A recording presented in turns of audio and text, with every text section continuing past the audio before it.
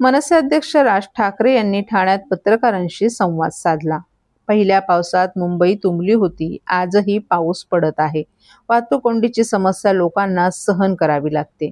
त्याबाबत राज ठाकरे यांना प्रश्न विचारला असता त्यांनी शहर कसं उभं राहतं किंवा शहरं कशी उभी राहिली पाहिजेत याकडे सत्ताधाऱ्यांचं लक्षच नाही असं म्हटलं आहे. चेंबूरमध्ये झाड कोसळून जी दुर्घटना घडली त्यावरही त्यांना प्रश्न विचारण्यात आला. मागची अनेक वर्ष आपण शहर कशी उभी राहिली यावर बोललो आहोत, मात्र शहर कसं उभं राहतं याकडे कुणाचंही लक्ष नाही.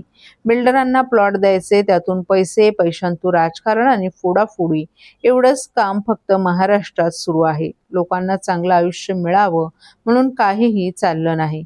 रस्ते बांधले आणि पूल उभे केले म्हणजे शहरं उभी राहत नाहीत. आपल्याकडे विकास आराखडा येतो, परंतु टाउन प्लॅनिंग होत नाही. त्यामुळे कुठेही रस्ते बांधले जातात, ते किती उंचीवर बांधले जातात, त्यातून पाणी कसं जात आहे याकडे कुणाचं लक्ष नाही. फक्त फोडाफोडीचं राजकारण एवढंच चाललं आहे महाराष्ट्रात आणि देशात, असं राज ठाकरेंनी म्हटलं आहे.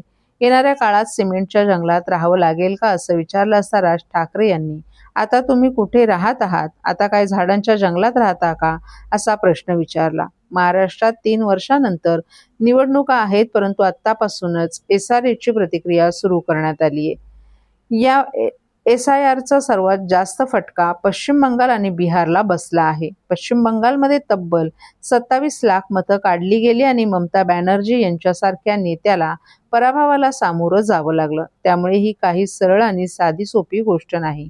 सध्या देशात जे राजकारण सुरू आहे ते चांगलं राजकारण सुरू नाही. खूप घाणेरडं आणि गलिच्छ राजकारण सुरू आहे. याचा फटका भविष्यात भारतीय जनता पक्षालाही बसणारच असं राज ठाकरे यांनी सांगितलं.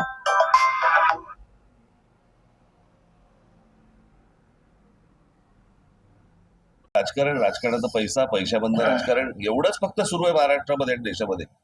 निवडणुका निवडणुका निवडणुका.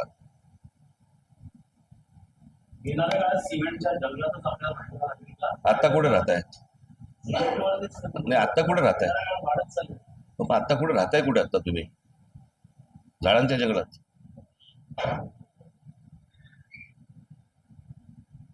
कारण याला काही आकार उखरच नाहीये, कोणाला माहितीच नाहीये काही.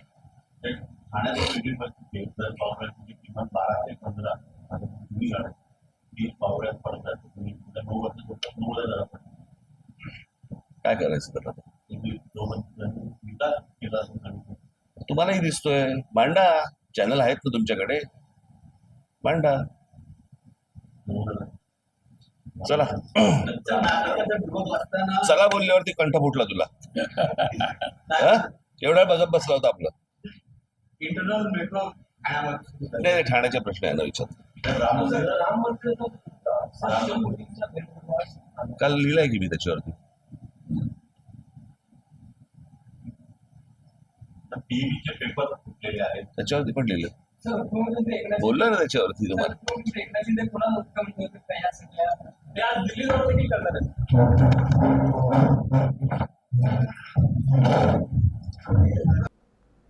ठाणे शहरात सुरू असलेल्या पावसाच्या पार्श्वभूमीवर सखल भागांमध्ये पाणी साचण्याच्या घटनांची गंभीर दखल घेत महापौर शर्मिला पिंपळकर यांनी आज संबंधित अधिकारी आणि पदाधिकाऱ्यांसमवेत प्रत्यक्ष पाहणी दौरा केला. आज दुपारी महापौरांनी पेड्या मारुती चौक, मासुंदा तलाव परिसर, वंदना टॉकीज परिसर आणि चिखलवाडी या भागांना भेट देत तेथील परिस्थितीची पाहणी केली. पावसामुळे पाणी साचलेल्या ठिकाणांची माहिती अधिकाऱ्यांकडून घेत नागरिकांना त्रास कमी करण्यासाठी तातडीनं आवश्यक उपाययोजना करण्याच्या सूचना दिल्या. या पाहणी दौऱ्यात शिवसेनेचे गटनेते पवन कदम, ठाणे महानगरपालिकेचे अधिकारी तसंच पदाधिकारीही उपस्थित होते. पाणी साचण्याची कारणे, जलनिस्सारण व्यवस्थेची स्थिती आणि पावसाळ्यात उद्भवणाऱ्या समस्यांवर त्वरित कार्यवाही करण्याचे निर्देश महापौरांनी संबंधित विभागांना दिले आहेत. शहरातील नागरिकांना कमीत कमी त्रास होईल यासाठी यंत्रणांनी सतर्क राहून आवश्यक त्या उपाययोजना तात्काळ राबवाव्यात असे निर्देशही महापौर शर्मिला पिंपळकर यांनी यावेळी दिले. भेट दिली आणि आता आपण वंदना टॉकीजच्या इथे आहोत. तर ज्या ठिकाणी सकल भागामध्ये पाणी साचत होतं त्या ठिकाणी आपण यंत्रणा व्यवस्थित ठेवलेली गेली आहे. काही ठिकाणी आपल्याला पंप नव्याने बसवता या द्यायचे होते तर तिथे नव्याने दिले आहे. जसं का आता वंदना टॉकीजच्या इथे पण आपण नव्यानेच पंप दिलेला आहे. आणि मला वाटतं की जोपर्यंत पाऊस आहे तोपर्यंत या सकल भागांमध्ये पाणी साचण्याचं आपल्याला प्रमाण दिसेल. पण जसं जसं पाऊस ओसरेल त्याप्रमाणे आपली यंत्रणा इथे आहेच हजर आणि व्यवस्थित आपण त्याच्याकडे लक्ष देऊन आहोत. मला वाटतं की ज्या वेळेला पहिल्यांदाच आपण महापौरपदी झालं, मला वाटतं पाण्यासाठी आपण बैठक घेतली होती. त्याच्यानंतर पावसाच्या आधी वृक्षतोड असू देत, रस्ते असू देत, याच्या बैठका पण आपण अधिकाऱ्यांसमवेत घेतलेल्या आहेत. आणि त्याचप्रमाणे मला वाटतं 70% चांगली परिस्थिती मला वाटतं ठाणे शहरामध्ये मला दिसते. आणि तो आढावा घेण्यासाठी आज रस्त्यावरही आपण उतरलेलो आहोत. ज्या ठिकाणी जास्त प्रमाणात पाणी साचत होतो त्या ठिकाणी मला वाटतं बऱ्यापैकी नागरिकांना दिलासा आहे. कारण एवढं पाणी काय मला तर वंदना टॉकीज मध्ये पण बऱ्यापैकी पाणी साचत होतं. आज पंपिंग लावून आपण ते पाणी नाल्यामध्ये सोडलेले आहेत. नालेही बऱ्यापैकी 70-80% नाले साफ झालेले आहेत. काही ठिकाणी आपल्याला अजून सूचना द्यायच्या आहेत की तेही नाले साफ करून घ्या. पण मला असं वाटतं की नागरिकांना दिलासा आहे. दादा, दात घासताय ना, मग पाणी का वाया घालवताय? ताई, भांडी घासा नाहीतर फोन पहा, पण नळ का चालू ठेवलाय? अंघोळ झाली ना करून, मग शॉवर चालूच. कपडे धुताय पण पाणी वाया जात आहे, त्याचं काय? गाडी अशी धुताय आणि उद्या पाणी कायमचं संपलं तर? पाण्यासाठी किती जणांची वणवण होते.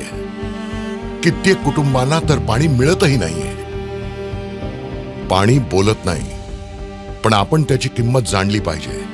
पाण्याचा अपव्यय टाळा, परिस्थिती भीषण होऊ शकते. प्रत्येक थेंब जपा, पाणी वाचवा. पाणी ही निसर्गाची देणगी आहे. पाणी निर्माण करता येत नाही. पाण्याची बचत हीच पाण्याची निर्मिती. ठाणे महानगरपालिकेतर्फे जनहितार्थ जारी.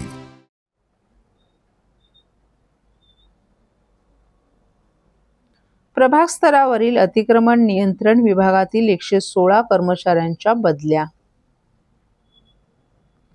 प्रभाग स्तरावरील अतिक्रमणे, फेरीवाले, हातगाडीधारक तसंच अनधिकृत व्यवसायांवर होणारी कारवाई अधिक प्रभावी, पारदर्शक आणि सातत्यपूर्ण व्हावी यासाठी ठाणे महापालिका आयुक्त सौरभ राव यांनी महत्त्वपूर्ण पाऊल उचलले. प्रभाग समिती स्तरावरील अतिक्रमण नियंत्रण आणि निष्कासन विभागात कार्यरत असलेल्या एकूण 116 कर्मचाऱ्यांच्या बदल्यांचे आदेश आज निर्गमित करण्यात आले आहेत. बदली झालेल्या ठिकाणी कर्मचारी हजर न झाल्यास शिस्तभंगाची कारवाई करण्यात येणार असल्याचंही आयुक्तांनी नमूद केले.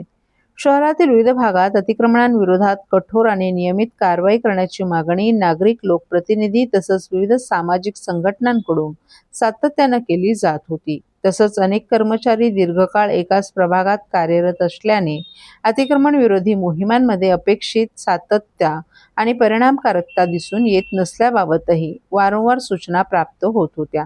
या पार्श्वभूमीवर प्रशासनाने सर्वकष आढावा घेत हा निर्णय घेतला आहे.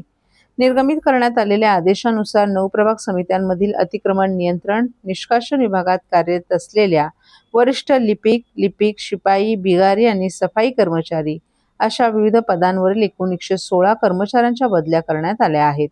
महापालिका प्रशासनाने संबंधित कर्मचाऱ्यांना तात्काळ कार्यमुक्त करण्याचे निर्देश दिले असून त्यांनी बदली झालेल्या ठिकाणी विनाविलंब हजर राहावे असं स्पष्ट करण्यात आले. तसंच बदली आदेशाचं पालन न करता नवीन कार्यस्थळी हजर न राहणाऱ्या कर्मचाऱ्यांविरोधात शिस्तभंगाची कारवाई करण्यात येईल असा इशाराही प्रशासनानं दिलाय.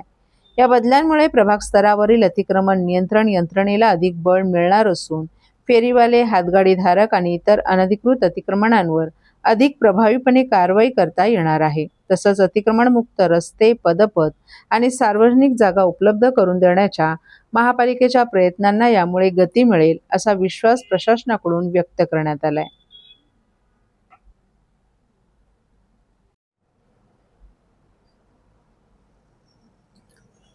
MMRच्या पाणी सुरक्षेचा प्रश्न विधान परिषदेत आमदार ॲडव्होकेट निरंजन डावखरे यांची लक्षवेधी.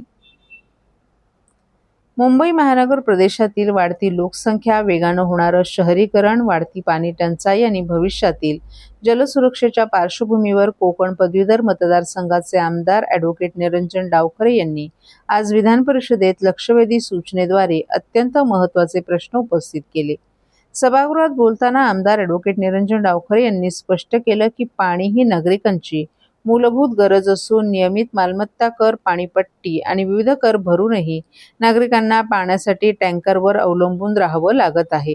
ही परिस्थिती अत्यंत चिंताजनक आहे. उपलब्ध पाण्याचा प्रत्येक थेंब आणि त्यावर खर्च होणारा प्रत्येक रुपया पारदर्शक आणि जबाबदार पद्धतीनं वापरला गेला पाहिजे, असं त्यांनी ठामपणे मांडलं.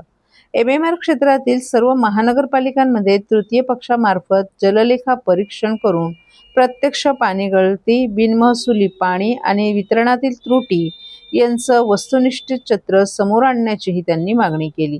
अनेक शहरांमध्ये थेट मोठा परिणाम नागरिकांच्या पाणी पुरवठ्यावर होत असल्याचंही त्यांनी निदर्शनास आणून दिलं. याचबरोबर अधिकृत आणि अनधिकृत पाणी टँकरची संपूर्ण माहिती सार्वजनिक करून टँकर व्यवस्थेत पारदर्शकता आणण्याची मागणी त्यांनी केली. बारवी धरणाच्या मुख्य जलवाहिन्यांमधून होणारी पाणी चोरी, बेकायदेशीर जोडण्या आणि अनधिकृत वापरामुळे उपलब्ध जलस्रोतांवर अतिरिक्त ताण निर्माण होत असल्याचं नमूद करत अशा प्रकारांवर कठोर कारवाई आणि तातडीची कारवाई करण्याची त्यांनी मागणी केली. यावेळी वाढत्या लोकसंख्येच्या पार्श्वभूमीवर प्रस्तावित डिसॅलिनेशन प्रकल्पांचा मुद्दाही त्यांनी उपस्थित केला. खाऱ्या पाण्याचं गोड्या पाण्यात रूपांतर करणारे हे प्रकल्प पुढील 4 वर्षात पूर्ण होणार असले तरी त्या कालावधीत MMR क्षेत्रातील लोकसंख्येत मोठी वाढ होईल. त्यामुळे या प्रकल्पांमधून उपलब्ध होणाऱ्या पाण्याचे विविध महानगरपालिकांमध्ये वितरण कशा निकषांवर केलं जाणार, प्रत्येक महानगरपालिकेसाठी किती पाण्याचं आरक्षण असेल आणि भविष्यातील मागणी लक्षात घेऊन कोणता जल आराखडा तयार करण्यात आला याबाबत शासनानं स्पष्टता द्यावी, अशीही त्यांनी मागणी केली.